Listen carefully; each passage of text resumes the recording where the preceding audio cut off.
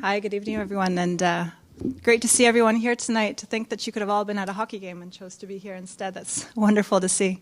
Just before I introduce Ken, I just wanted to share when Em first approached me a couple of months ago now with the idea of having this annual Jim Green Memorial Lecture. For me, I love the idea for a couple of reasons, two in particular. And first off, just the idea that on an annual basis we could invite those who knew my dad best to come and speak about the important topics and themes and values and core principles that really steered my dad through his life. I saw the opportunity to really give access to the public, to people like you, just a window into my dad's world of thinking, I guess, which was a world that was quite creative and cultured and hyper-analytical. And he achieved that over the years because he dedicated his life, I would say it's fair to say, to continuous education and to constant reading. And anybody who's seen my dad's home library will certainly agree that a lot of reading went on. But he did that in a very focused way that allowed him to deepen his knowledge in so many different areas, focusing on things like anthropology and philosophy and urban studies, urban planning, the arts, football, certainly, so that he could take all of that vast knowledge and all of that thinking and apply it in a real creative way, the best way that he knew how to tackle some of our society's most pressing socioeconomic challenges. So to me, the idea of this annual lecture, I just thought if we can, by doing so, really inspire people and inspire you to take what you know and expand what you know, so that in a similar way that my dad did, you can then apply that to make a difference in this world and make a difference in the lives of other human beings. To me, these lecture series will certainly be all the more meaningful. The second reason why I am, thank you for this idea, which I love, I guess is certainly for personal reasons. It's 1 year ago today that we gathered at the Culch to celebrate with Jim just the incredible life that he's had. And admittedly, he was physically certainly very frail that night, but to anybody who was there, he, mentally he was just sharp as a tack, cracking jokes and just having fun with the event and just indulging in it. And, fashion-wise, I would say he was, dressed sharp as ever. He was, I think, wearing fuchsia socks that night, if I can still remember. Sadly, within probably 36 hours from that evening, my dad passed away at home. But, just having just made the grandest of public exits to the opera of his life. So for me, that evening remains just magical and a true gift. And so the thought of us being able to reunite every year on this day is just a wonderful idea. And I welcome everybody to do so with us so that we can continue to remember and celebrate the man who really touched so much of this great city and so many of our lives. So thank you for being here.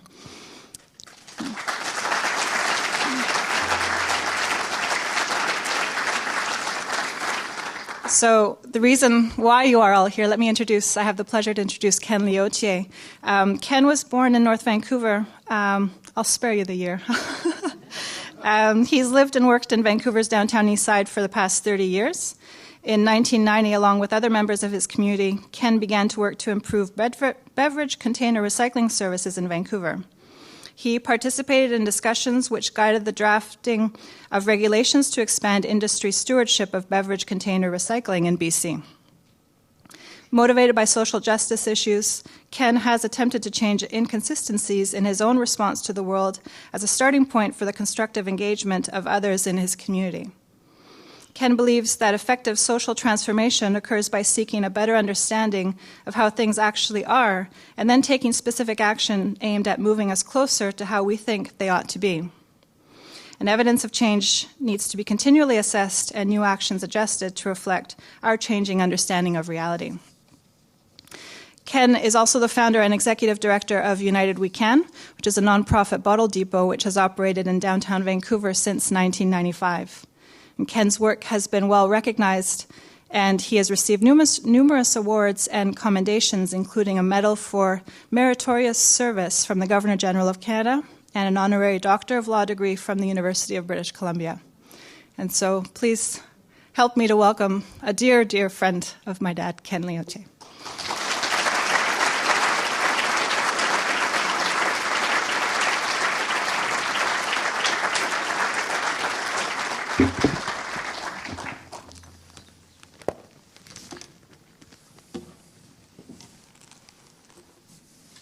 Good evening, friends. I too would like to thank you all for coming out tonight. I didn't know there was a hockey game on, not that I would have stayed home and watched it anyway, but I'm encouraged to hear that this is going to be the first of what we hope will be a number of an annual event, a number of lectures, and I don't know that I'm going to be able to do justice to the idea of giving you a lecture. When Am first mentioned to me this idea of coming and speaking, of giving a lecture, I was very flattered, but at the same time I was anxious, and frankly that anxiety and tension has continued up until now, standing in front of you.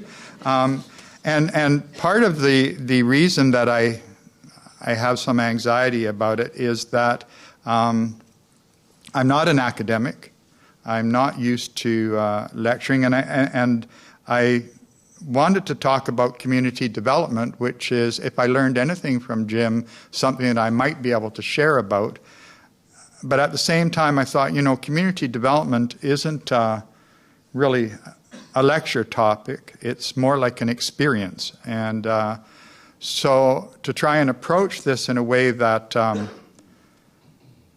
maybe can bring some understanding, I'm going to try and share it in terms of being an experience rather than a lecture to you about the theory of how community development works. At the same time, in trying to describe what I hoped we would talk to tonight, I did offer Am some detail about how I would approach it, and I talked about bonding and the strength that comes from bonding and the social capital that gets developed in bonding, and how those bonds are developed between people and communities, and then are used to engage in social change and action.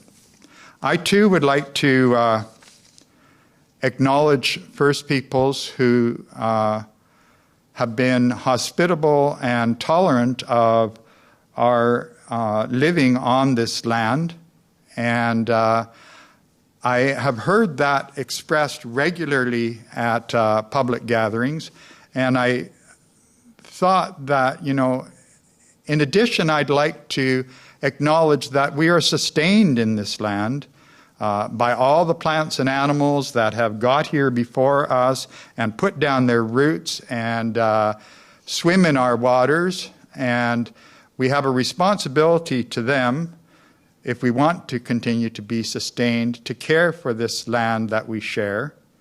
I also would like to acknowledge that, we spring out of this rock. Somewhere down through the molten core we've come, through the crystalline structures, ground down over the eons into the dust that we get made out of, along with all the plants and the animals. And so we're all a part of the same stuff here together. And part of what creates the bonds between us is when we realize that the other is, in a very real way, a part of who we are, and we are a part of who they are. And if you just were able to get off this rock, and just try to get off this rock, but if you were able to and get out a little ways and look back, you wouldn't see myself and yourselves and Am sitting there. you would see a big, beautiful ball that we're all a part of together. So in fact, while we do have our individual sort of existences, we are all one.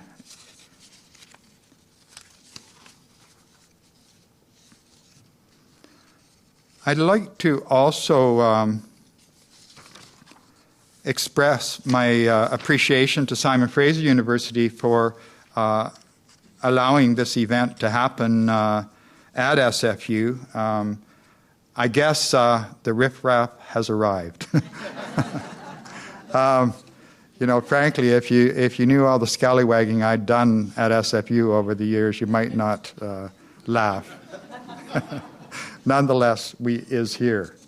I'd also like to thank the Vancity Office for Community Engagement, and in particular Am for all the good work that you've done in allowing this to happen.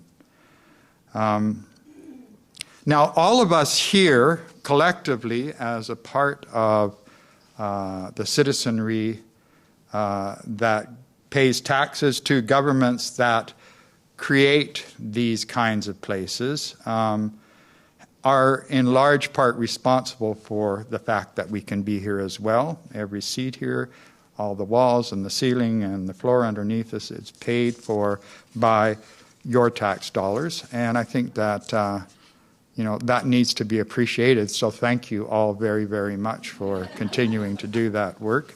Thirdly, I'd like to acknowledge, though, that there are two other groups that have contributed to us being here tonight.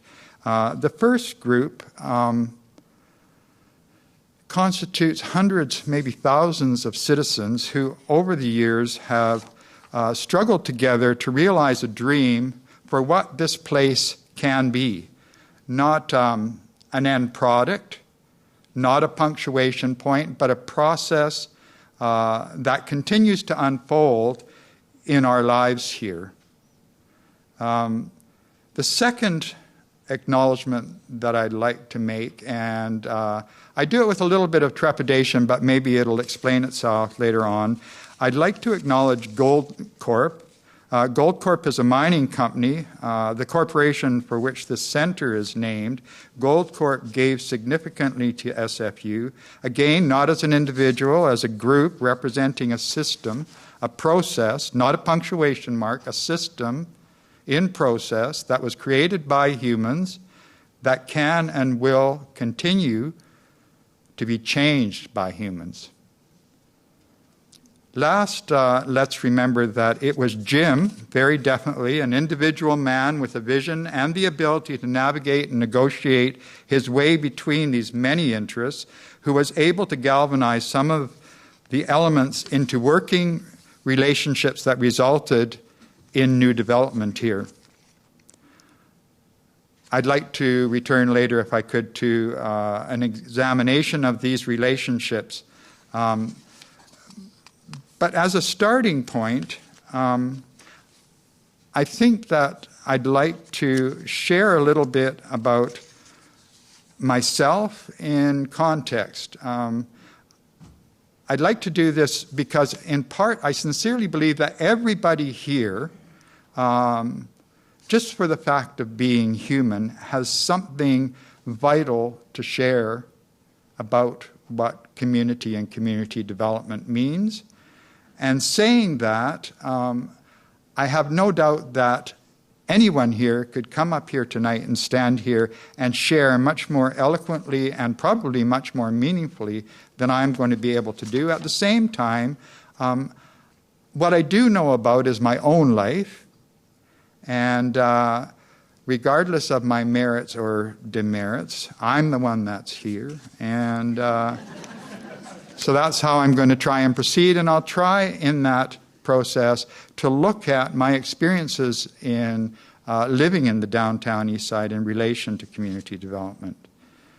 Now, having said all that, I suspect that Jim is somewhere up there keeping God busy and looking down every once in a while and having himself a good laugh. I sometimes think, when I think of how we are together, about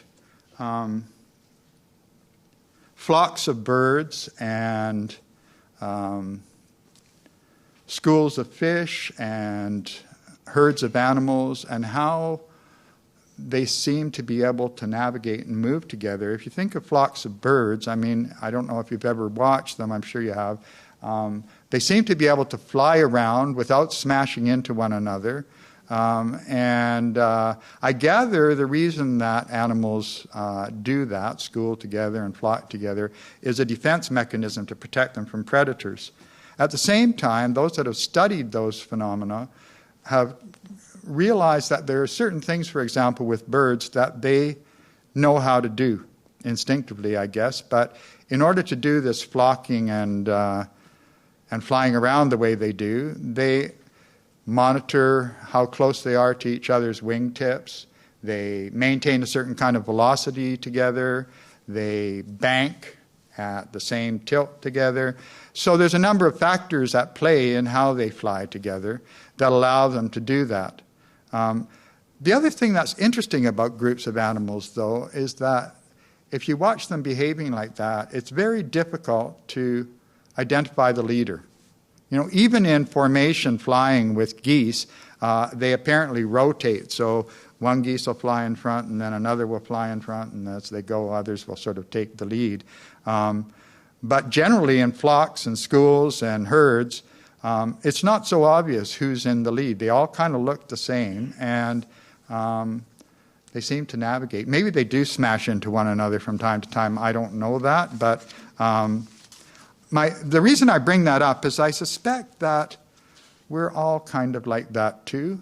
We may have more complex sort of factors that we have to gauge in terms of how we move about together. But in the end of the day, we're animals too, and we've got to navigate through this life and, I guess, survive the predators. My own story, as was mentioned, I was born in North Vancouver, and don't hold that against me, because when I was born, North Vancouver was very working class, and certainly my family was very working class. And some of my earliest remembrances were coming over to the Vancouver Public Library, which in those days was at the Carnegie. And that might be dating me. I mean, I was born in 1947. There's no problem with sharing that. It was just after the war. And as a matter of fact, on my birth certificate, there was ration coupons attached for milk. So I gather that rationing was still going on in 1947. And people were just sort of regrouping and trying to figure out how to put lives back together and get on with them. This was a time before television, and people listened to the radio and went to movies. I checked, and the best movie that year, I checked it online, and as I was doing it, I have a plant on a printer on top of my computer, and as I was checking, because the Academy Awards were just the other night, some water spilled off the plant into my modem and shorted the whole thing. But I was able to find out Best Picture of the year in 1947 was Gentleman's Agreement. It was a dramatic social commentary on anti-Semitism. And I gather that just after the war like that, that was a big topic. And those issues were big topics in my home as well. My recollection is that the chatter was about the war and about the Great Depression that had preceded the war, and my parents were children of that time. I remember my father driving an old 1930-something Chrysler. It was one of those sort of square jobs, and we would come over the Lionsgate Bridge to the Carnegie Library, and he'd park it outside, and I have vague sort of fractured remembrances of the worn faces of men on the street in and around the Carnegie, people with missing limbs. Poverty was beginning to become visible on the streets in this part of the city even then. And And you know, it's interesting, years later, it's interesting to me, right, not to you, years later when the Carnegie, that had been shut down for a number of years, reopened as the Carnegie Community Center in the 1980s, the first time I walked up that spiral staircase, my legs remembered the marble steps that if you walk up, you'll see how they've been worn out. And as I walked up, my legs remembered it. That was a pre-verbal memory, a very strange sort of effect on me. It was just like, oh, I know this. But I wouldn't have been able to describe it except to feel it. And anyway, just sort of an interesting experience for me. I guess I had an idyllic kind of childhood. I grew up in Lynn Valley in North Van, close to Lynn Canyon. My brother and I would go swimming in the canyon, and it was a pretty carefree life in many, many respects. In my teenage years, I got hit with a disease called Crohn's disease, and I got very, very sick. And it became a real challenge for me to continue on. I had many long stays in hospital, and between hospital and trying to hold work and stumbling attempts to further my education, I had a hard time. I did manage in the late 60s to get work in the Vancouver Land Titles Office, and I learned about real estate and how real estate transfers happened and how conveyancing worked and how subdivisions were created. And I learned enough there that I had something that I could sell. I had a labor to sell. And as a result of that, I found work in the real estate industry. I ended up working at Marathon Realty. In the 70s, I did technical services and subdivision planning. At the time, Gordon Campbell was also working at Marathon Realty, and Art Phillips was the mayor, Pierre Trudeau was the prime minister, and we had a new NDP premier, Dave Barrett, the first NDP premier. Along the way, I also discovered alcohol and drugs. And the Balmoral Hotel Beer Parlor, which turned out to be open on Christmas Day. And that for me was like profound. There was also a late night liquor store up just east of Maine on Hastings, where Garlane's Pharmacy is now, and I used to be able to snag liquor there. And I continued to be sick and got sicker, probably as a result of the drinking and drugging that I was doing. I maintained an average weight of around 115 pounds and had chronic diarrhea and nausea and blood loss and lots of pain. By 1978, I was essentially too sick to hold down a full-time job. I had virtually no social life apart from drinking in beer parlors, and mostly I drank alone. I'm sharing all of this not for any sort of sympathy vote, but just like it's a fact of how I arrived in the Downtown Eastside. So I think that it's important to know that many of the folks that are my friends and neighbors in the Downtown Eastside arrived here for all kinds of real circumstances. And there's been some very interesting work done recently by psychiatrists exploring the circumstances of people living in SROs in the Downtown Eastside. And the information that's coming out, though probably not new, is so comprehensive that it's startling and profound. And I really would urge anybody that's at all interested to get in touch with these folks. Interestingly enough, they have their offices in what used to be the old DERA offices, at one of the incarnations of DERA. But very interesting information. Several of the pieces of the information that they have shared, they looked at 300 people, 300 residents in the SROs. They've extrapolated out that this would mean 8 out of 10 people living in a hallway across the SROs in the Downtown Eastside. The morbidity rate, no, pardon me. the mortality rate for people living in our SROs is not, is not double the national average. It's 5 times the national average. That's a startling sort of statistic when one thinks of it. They looked at multiple morbidity. They looked at 12 different kinds of illnesses and conditions that people in the Downtown Eastside suffer from. No one in their study had less than 3.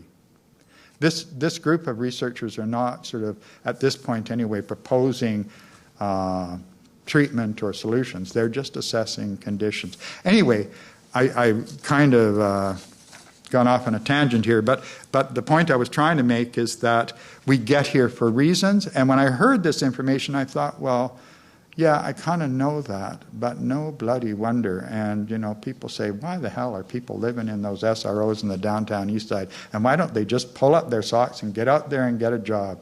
Well, as you start to find out the circumstances of many of us, there's other reasons. The other thing that happened for me when I heard that study, and it was only came out recently, is that initially I thought, oh yeah, I can kind of know who these people are. By the time I got home, and I was quite moved about that, by the time I got home, I realized this was a study about me as well, that I was a part of that. And up to that point, I had to really just examine that it wasn't just those folks objectified out there, it was me included in. Quite a powerful thing to come to understand. And actually, in putting this together for tonight, I, again, because, over the years I've been recognized for efforts that I've put in, and I've sensed a sort of a gulf has been created between where I thought I was initially and where I thought I got to. In putting this together, I realized just how severely broken I am and was and continue to be, and I think it's probably important to sort of see that in a better perspective. Anyway, my illness was pretty debilitating and isolating, and perhaps in part because of my own character. I've never had anything remotely like a committed personal relationship. That's a kind of a personal statement, but it's a fact also of my life. So much of my earlier life was lost. I mean, I was kind of lost and sick, and I didn't have a good sense of how to connect in this world. And I didn't even know that I didn't have a good sense of that. I just sort of went through it and did my life, I recognized that I had an addiction problem. I didn't call it an addiction problem, but I just had this affinity for booze and drugs. And I recognized it as a problem in the 70s, and I went for help, and I met others who were finding a way through that. But even there, at that point in time, I didn't feel close to people. I was quite alienated and disconnected. Anyway, it was an ongoing struggle. I first began hearing about change happening in what was then called Skid Row in the mid-1970s, and it wasn't initially about DERA. It was about a couple anti-poverty activists and advocates named Libby Davies and Bruce Erickson.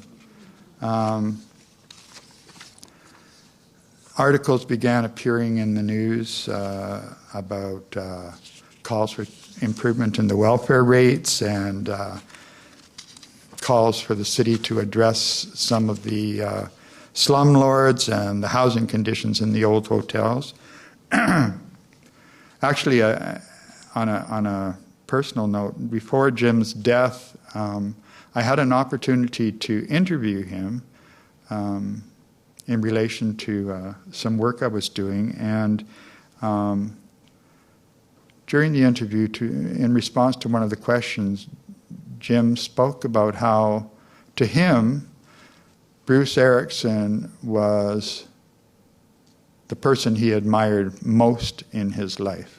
And I think that's a really telling point about what Jim valued. He spoke about how Bruce had kind of pulled himself off the streets and sobered up and got on with doing some really important work and changing conditions in the downtown east side. After that, I sort of thought about it, and I said, is Jim, I said to myself, is Jim just telling me this to sort of tell me I should be following, that kind of a model, or was that really where he was at? And I came to the conclusion that it was really where he was at. In the late 70s, actually in 1978, I got a little part-time job working in the Downtown Eastside Health Clinic, which used to be next to where the sisters hand out the sandwiches. And it was in the place that's called the Door is Open, but it was the health clinic in those days. And they had a little food store, and I got a part-time job working in that food store. On the first morning I went for an interview, I was asked by one of the fellows that I recognized from the beer parlors. I was invited by him to come for breakfast after the interview at a friend of his named Margaret. And I was kind of reluctant. I didn't know this Margaret woman. And he said, no, it will be fine. Just come along and she'll be happy to have us for breakfast. And after the interview, we left the health clinic through the laneway side. And he started going across the lane to what was called the New World Hotel. It's on the corner of Dunleavy and Powell. And he went to a little door that I don't think was as tall as I am. And when I saw this little door, I thought, gee, does Margaret live here? I don't think I really want to impose or go in there. No, he said. He took me by the arm. As he started to pull me in, the door opened, and we went down a couple steps into what turned out to be a soup kitchen. And it was Marg Chisholm's New Hope Center, I came to know later on. I didn't realize at the time. I'd never been to such a place. And I'd seen people standing in lineups at soup kitchens going through the downtown east side, but I'd not sort of clued into what that would be about. I kind of wondered why people would be doing that. But there I was in the middle of it, amid people jammed together at narrow tables, not maybe as wide as this, and having soup. And Marg Chisholm was beside a great huge pot in her red sweater and smock, and she was ladling out the soup, and we sat down, and I thought, boy, this is a little bit edgy for me.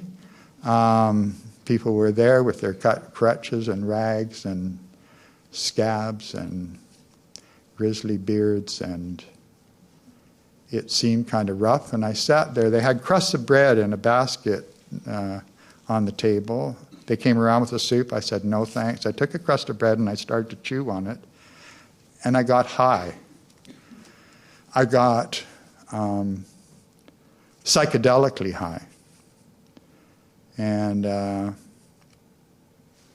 was startled by that. I didn't know what was happening. I didn't understand it. But it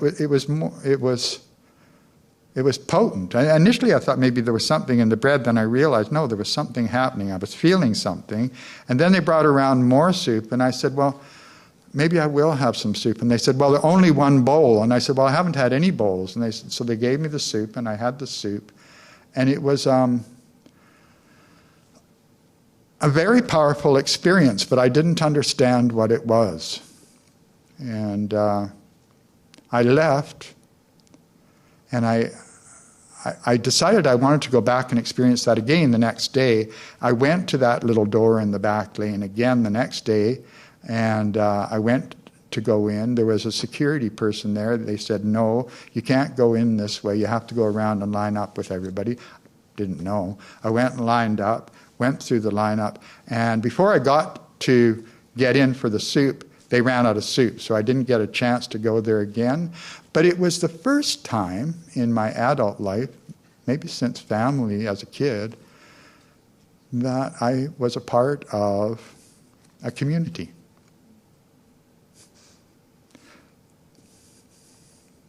And I didn't even know what I was missing, you know. It was a place where I guess I was kind of accepted, where I could fit in, where I belonged, that nobody said you can't be here. And I didn't even know that's what that was, you know. So we learn.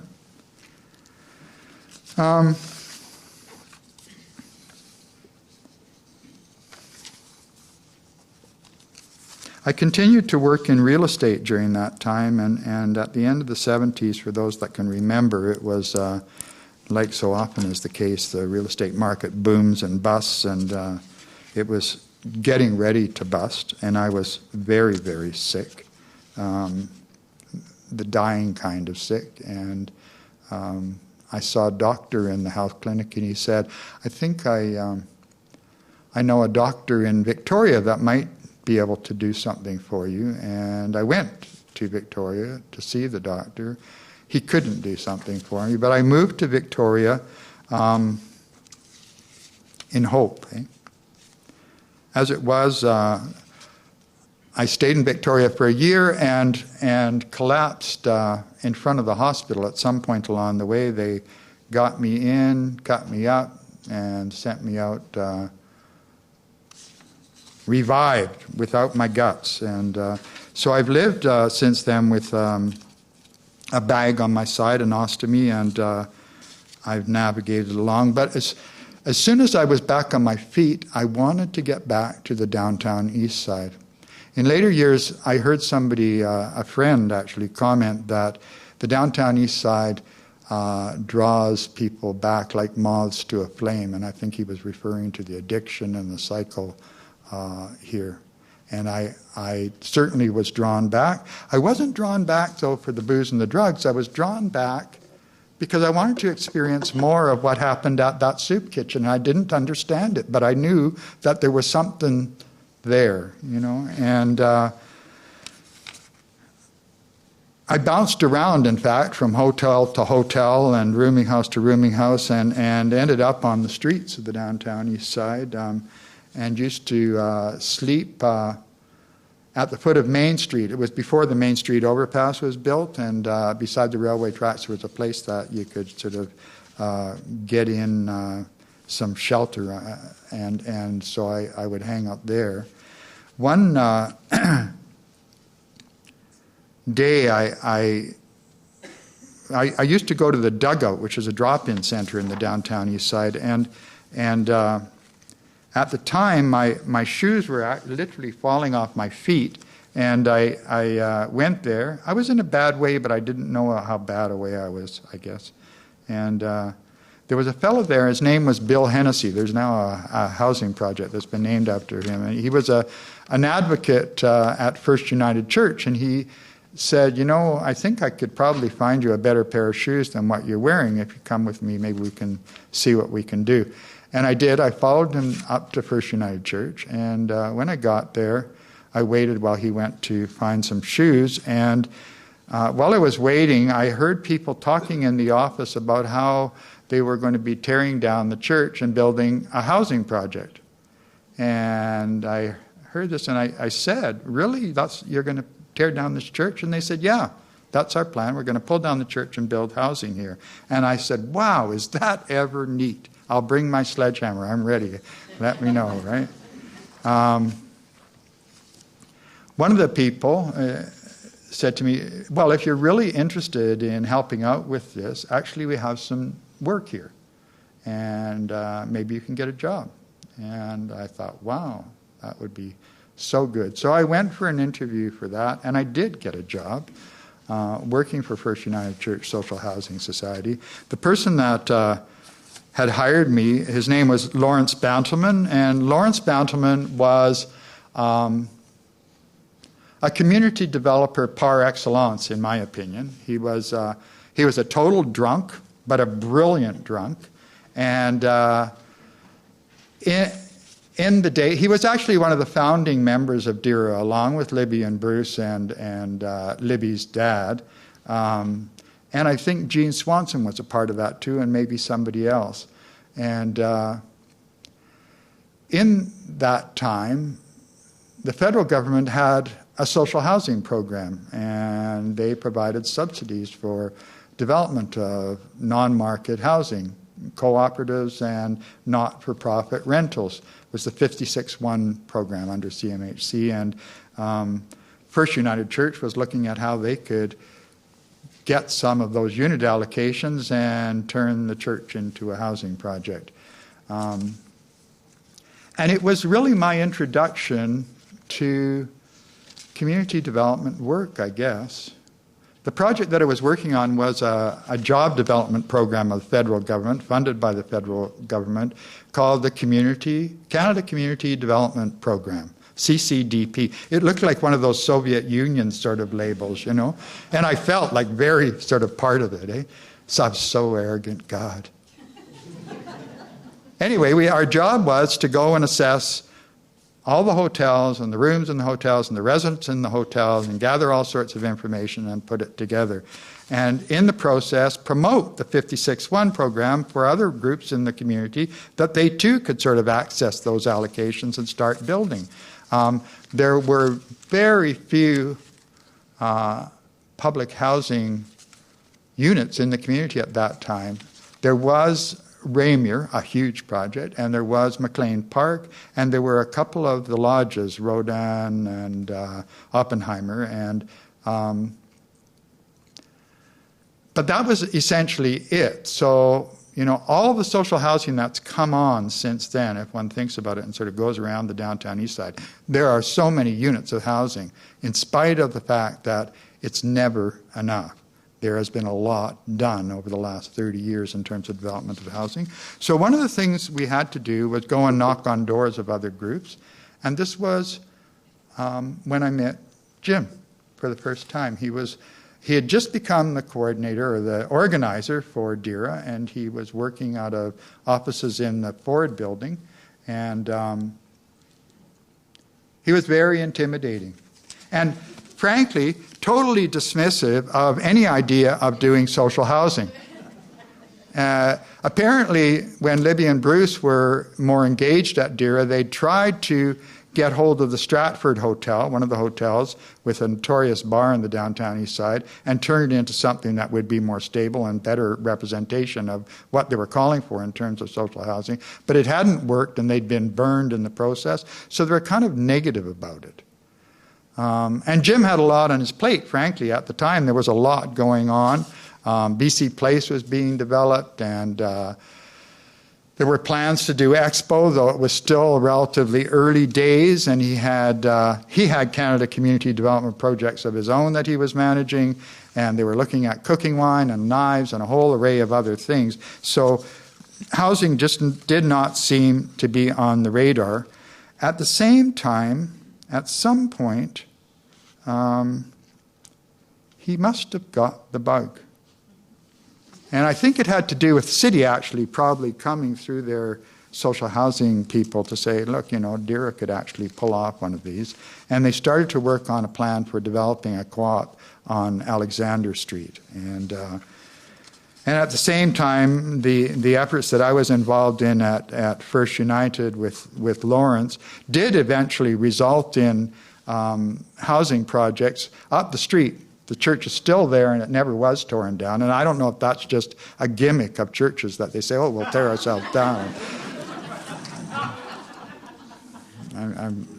I'm sure that's not the case.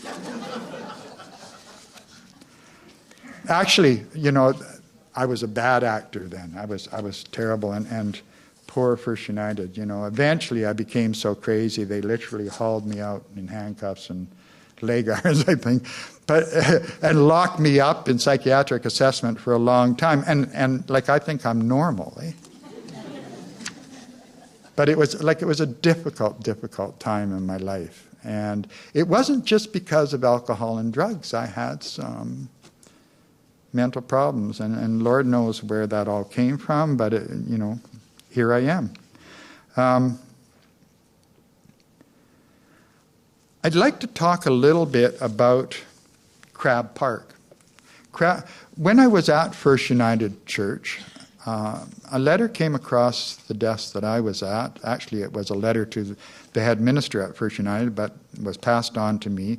And it talked about how the Port of Vancouver was developing a master plan for the redevelopment of the port. And it was soliciting consultation processes. And at the time, I had a friend, Don Larson, who used to come around First United. He was involved at the Carnegie and involved at DERA.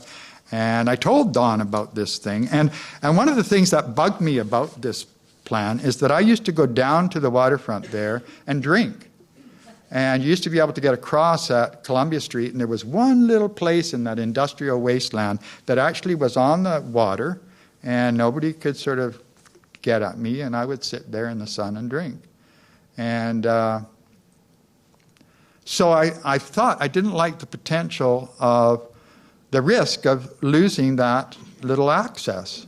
So I tell Don about this, and within a little while, another friend, Tora's still around, Don's still around, and another fellow named Rudy Klanchek, who's not still around, they found Rudy up on Grouse Mountain, the remains of what was left of him after animals got at him. But nonetheless, that little group had this idea to start a group called Create a Real Available Beach, and called Crab. I thought it was totally loony. But I kind of went along with it, but thought I was more sophisticated than that, right? But anyway, they had this idea, and they promoted it, and they talked about it, and they did little cartoons about it, and they talked about it, and they talked at DERA about it, and they talked at Carnegie about it, and they got more people involved with it, and Jim listened to it. And Jim was kind of a bit of a mover and a shaker. He had a position that was recognized, And we tried, and it was like not a very likely thing. We had this idea of getting a park in the downtown, like on the waterfront there, on some very valuable waterfront property. And it was industrial wasteland, but nonetheless, the port had grand visions. And so did we. And we somehow thought we could win this impossible dream. And Expo was coming.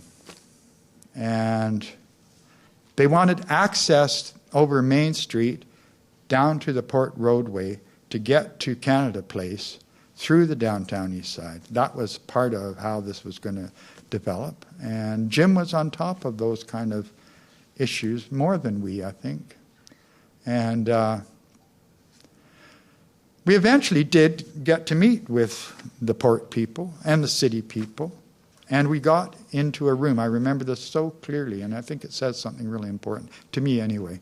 We were in a meeting at City Hall with planners, with port people, with suits. And Don Larson was there, and I was there, and Jim was there, and I can't remember who else from the community was there. But they had this model of a park in the Downtown Eastside on the waterfront.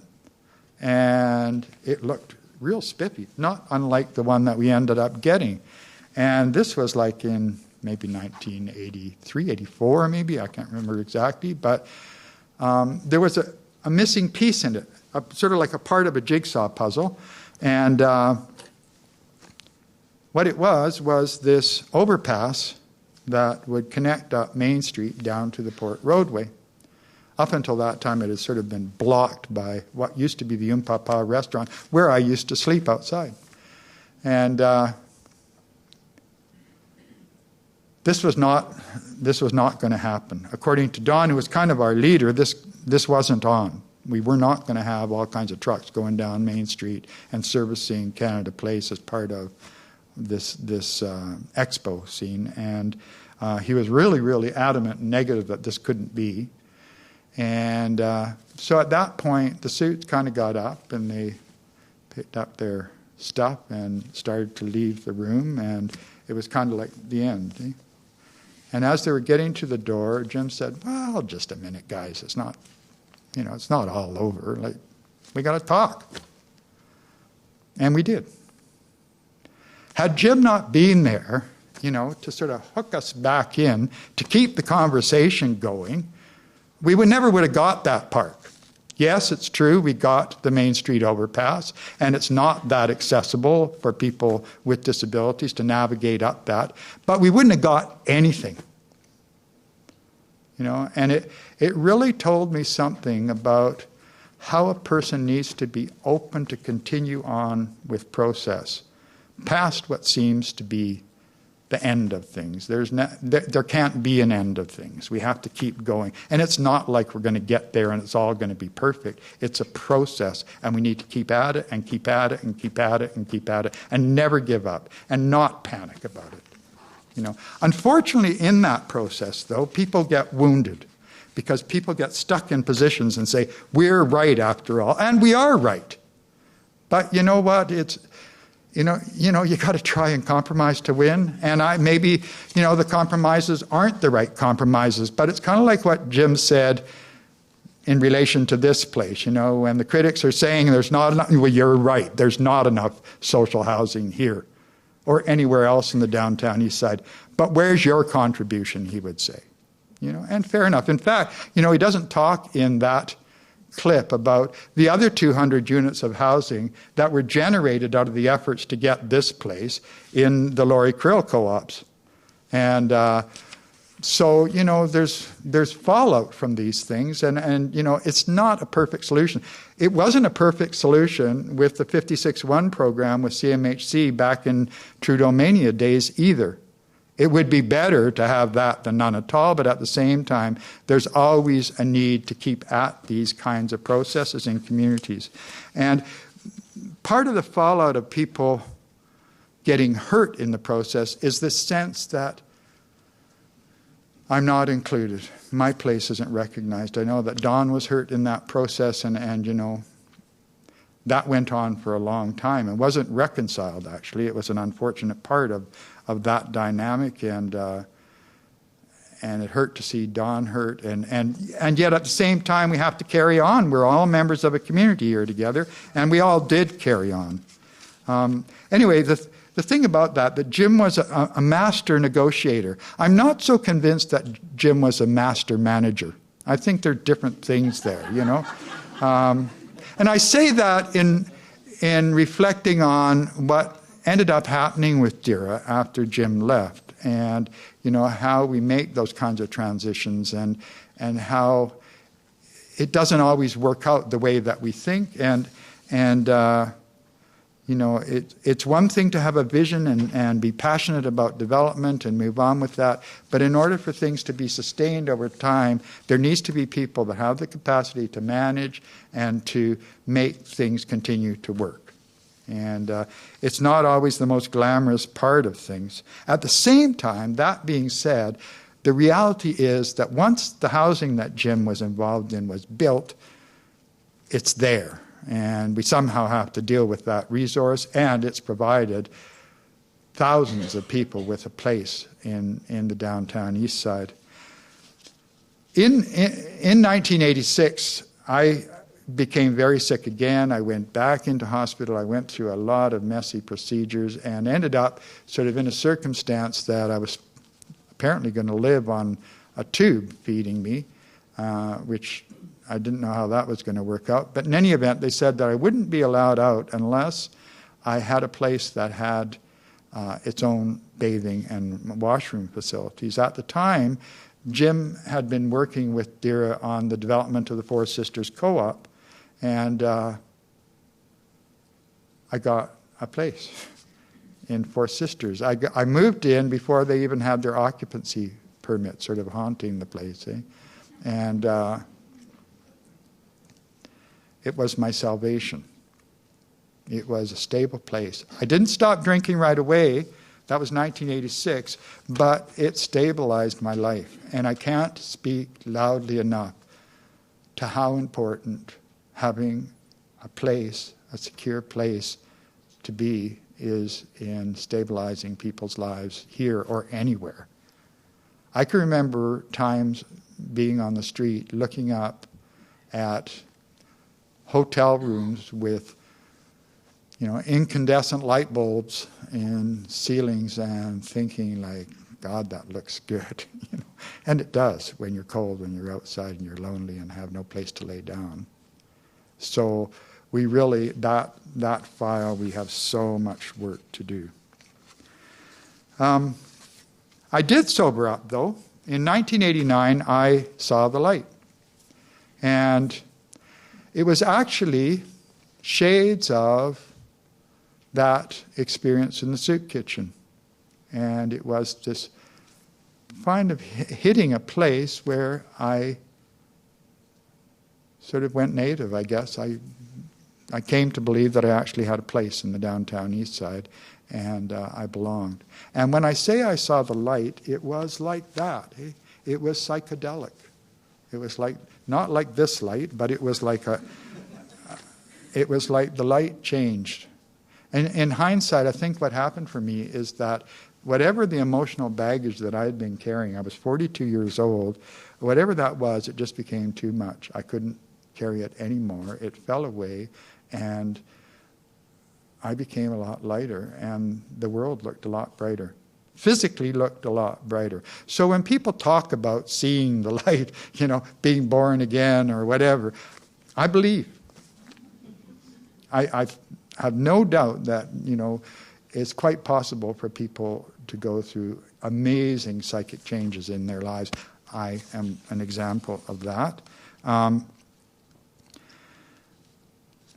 One of the places that was a touchstone for me during that time was the dugout. The dugout is a simple sort of soup kitchen drop-in center in the Downtown Eastside, not pretentious at all, just a place where people can go and be. And I very much felt a kinship with it. One day I was there, and I also discovered binning big time. I was a dumpster diver, and I was a sober dumpster diver at a time when dumpster diving wasn't the popular sport that it's become today. And actually people were quite discreet when they go out dumpster diving. They'd sort of hide what they were doing, and I certainly was part of that in the beginnings, but I loved it. And I got to the point that I really didn't give a damn what anybody thought. I was out there digging in the garbage, and it was totally cool. And I was actually making a little bit of money at it. I was putting money under my mattress and hiding it from welfare. and I wasn't drinking. I wasn't even smoking in those days, and I'm not smoking today either. But I had cash. The problem was that there was so much stuff that you couldn't get back through the stores. It wasn't in the deposit refund system. And I had a friend who used to dumpster dive, and we were sitting in the dugout one day, and I was kibitzing with him, and we were grinding on our complaints about the system. And a friend from First United, Barry Morris, heard us, and he said, well, if you guys want to do something about this, I think I might know where there's a little bit of cash that you could put towards some event or something that you could do. So we cooked up this scheme to do a one-day event in Victory Square where we would pay people to bring what in those days were non-refundable containers to Victory Square, up to the tune of $10 worth, and we put little handbills on all the dumpsters in downtown Vancouver, and we handed them out in the soup lines and the bread lines and the welfare lines, wherever we thought that people might get this. But we had nary a clue of who might know about this or think about this, because it wasn't visible. Binning wasn't visible in those days. Not very visible anyway. On the day of the event, which was like a month later, we arrived at Victory Square with our little strong box with the cash that Barry had brought to us. And it was actually part of a trust fund that Barry had set up with an inheritance. But anyway, we had $1,500. And we arrived at Victory Square, and people were lined up around Victory Square and up Pender Street, up the next street over Homer, I think. And it was like a land office business, We ended up with a huge pile of bottles in Victory Square, and it was like, wow, this is so cool. And people knew how to do it. They knew how to do it, They knew how to sort bottles, how to count bottles, and how to get paid for it. And it was a good day. A good time was had by all. And way more happened out of that event than one could have bought for $1,500, frankly. It was a dead loser as a business, because these were all non-refundable containers. We had to actually pay to get them hauled to the recycling yard. But we didn't know. We weren't thinking about business. I mean, we just said that there needs to be changes. As it turned out, though, as we talked about it more, because what happened after that is when people would meet one another on the street, they'd say, oh, that was such a cool event. We've got to do more of those, And so we worked on that. We planned, well, how could we do? What more could we do? We got some media attention, and at the time, the government changed. I'd written to the previous government saying, what can you do about this refund deposit system? And the minister of the time wrote back, the Minister of the Environment, and said, we have a plan. We're going to institute a heavier fine on people that litter, and that should solve it. I mean, they didn't get it at all. But they didn't get reelected either. And the government that came in said, you know what? We're going to have the environment is going to be the centerpiece of our policies, and a cornerstone to our environmental policies is going to be an expanded refund deposit system. And we thought, how easy is that, In fact, it took 8 years. That's a really important piece to think about, 8 years to get changes to a little piece of regulations and statute law. And if anybody's looked at the volumes that govern us, if we want to expedite the change we need, 8 years ain't going to cut it, I can tell you. Not for that little piece. So we've got a lot of work to do to get from where we are to a place where we can sustain with the plants and the animals and the indigenous peoples and the rocks under us, and on it goes. One last piece, and then I know I've gone way over time, but let me finish off. I've got a couple more pieces, but I'll do with one. In the past year, I've been contacted, well, actually the past couple of years, I've been contacted by a little street group in Montreal who heard about United We Can and want to do recycling, want to do cans and bottle business. And they call themselves les valoristes. And initially when I heard about it, I'm getting old now. It's not like I don't care, but, Montreal is on the other side of the country and I don't speak the language. And there was young people involved at United We Can, and I sort of said, well, it's time, get on with it and go and learn and be involved. And that happened.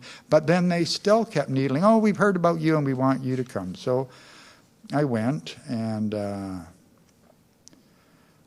they're in a similar circumstance to where we were in 1990. And I should say, after our efforts at United We Can, we're moving on to new digs, but at the same time we're recycling 20+ million containers a year and putting out 2.5 million a year to people. So from that $1,500, we got a lot of return over a long period of time.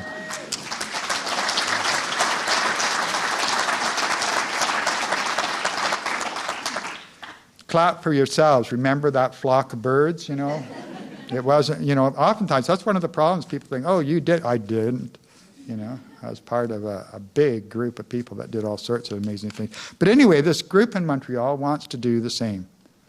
Well, maybe not the same. They want to do their version of it.